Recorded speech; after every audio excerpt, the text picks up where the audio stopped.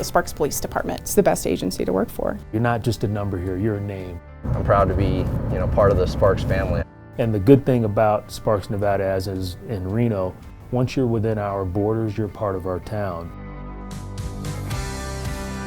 The Sparks Police Department started in 1905 when the city became a city. We were known as the bedroom community of Reno. Now there is a sign that separates them. Our city has grown. We're now at 104,000 with the expectation the city will double in size in the next 10 to 15 years. The Sparks Police Department has a SWAT team, a consolidated bomb team with some of our regional partners, undercover surveillance that are detectives, a K-9 team, gang task force that's a regional unit as well. The Joint Rescue Task Force is a combination of the Sparks Police Department SWAT team, Sparks Fire Department, and Medical Aid Ambulance Company, which is known as REMSA. So they have all identified individuals that are willing to go into what we would call a warm zone to provide immediate aid to our citizens as soon as possible.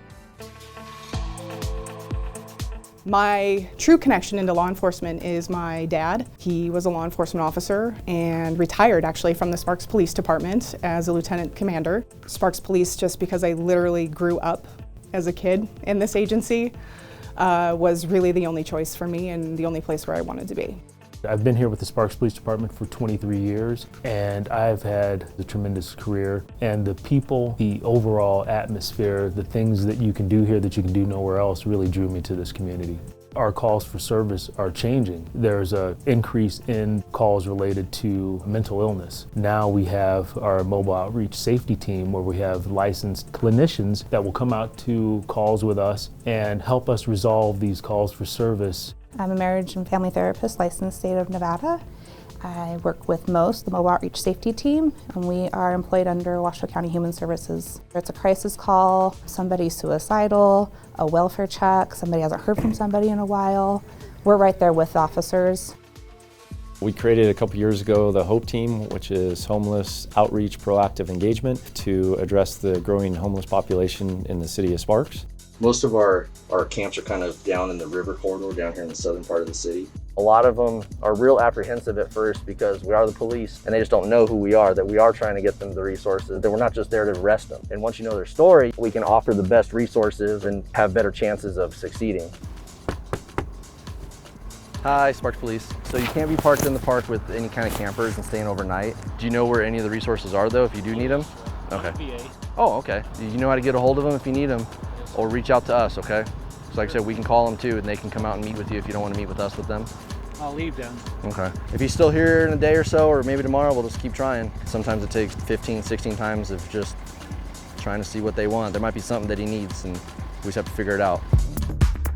We are really focusing on technology to help improve our policing services. Spider is a platform that actually builds and connects off of our computer-aided dispatch and report management system, and then follows up with the case closure of like the date and time they called, incident number, as well as even a little survey to let us know how we did. We are trying to do smarter thinking and working, and to me that's the technology and software aspects. Using this system, each one of these red dots represents a person that we contacted. So there's almost 1,800 of them in the maps. We can actually tell what point in time, where they are. So if I want to contact my veterans, I can click on a button, and those are all my veterans in the city. 2 years ago, we started to issue cell phones to all of our sworn staff and a majority of our non-sworn, which has allowed a lot of technology to follow them into the field. They would come back and download a SIM card and cost them more time. It is now automatically uploaded off their phone. We have the software of having an assistant that the evidence technicians use, which means they don't have to sit there and watch the video for 2 hours. It can run in the background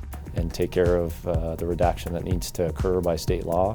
Another progressive thing is truly our appearance has changed. Tattoos, visible tattoos is something that we've allowed, as well as beards and goatees. So that's something that's not traditional law enforcement, but actually puts us so we look like the rest of the community. Another progressive thing that we're starting out with as well is I've just created a citizen advisory committee comprised of people that have no correlation to law enforcement. They are our citizens and business owners. It's a public meeting and that opens up a lot of dialogue.